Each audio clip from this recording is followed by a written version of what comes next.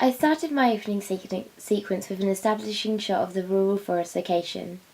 In a typical crime film, the murder is set often in an isolated or domestic area, which are suspenseful. From receiving my audience feedback questionnaires, 50% of the people I asked voted for a forest location, as it helped apply an eerie and uncomfortable atmosphere. The lack of life also is quite unsettling and reflects the typical intensity of the crime genre. This uncomfortable atmosphere is also created in the opening sequence of Tinker Tailor Soldier Spy.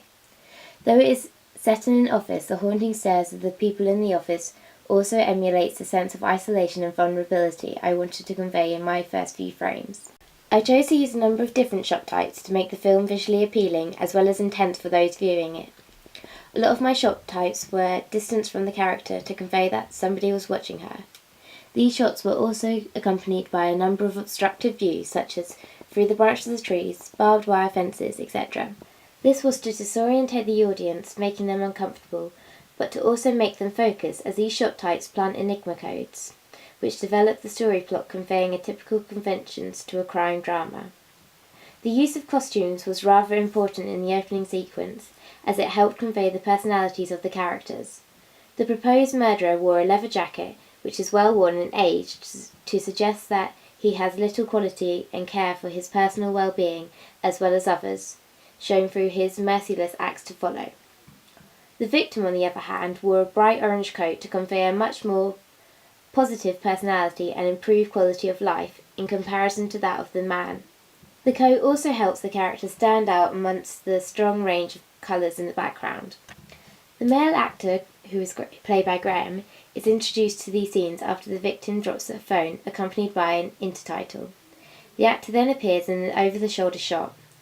The quick pace of the phone dropping creates an increased amount of suspense, which becomes startling when the actor appears in the frame to follow.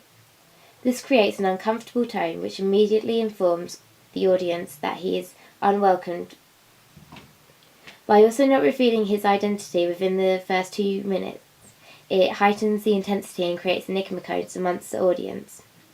The female, however, is introduced in a number of establishing shots, which come closer to her as the sequence progresses. The camera, however, is distanced from her, which implies that the character is being watched from a distance, which makes the presence of the protagonist much more eerie. This is very much similar to Tinker Tailor Soldier Spy, where the main character is shown walking through an office scene where he is being watched by what would be assumed to be his colleagues. As that in my film, the lack of introduction to the main characters through the dialogue creates an intrigue, as the audience are left guessing to what the context is within the shot. This therefore introduces a number of enigma codes to get the audience thinking. I decided to include a story plot which, like Tinker Tailor Soldier Spy, requires the audience to work for themselves. This therefore allows them to become their own detectives, which helps them to develop a connection to the character, as though they are a part of the film itself. Introducing a murder scene within the first few scenes is typically conventional to the genre of crime. I therefore saw the murder scene to be a large part of the sequence, as it introduces the stimulus to which the film revolves around. I was initially aware that the connotations of the solitude forest and a female character could suggest my film was a horror. I therefore took it in my interest to research crime openings to see how they establish the genre. I initially found an Irish crime series which uses identifiable police objects such as police tapes, police reports, fingerprint samples and stamps to break up the murder scenes.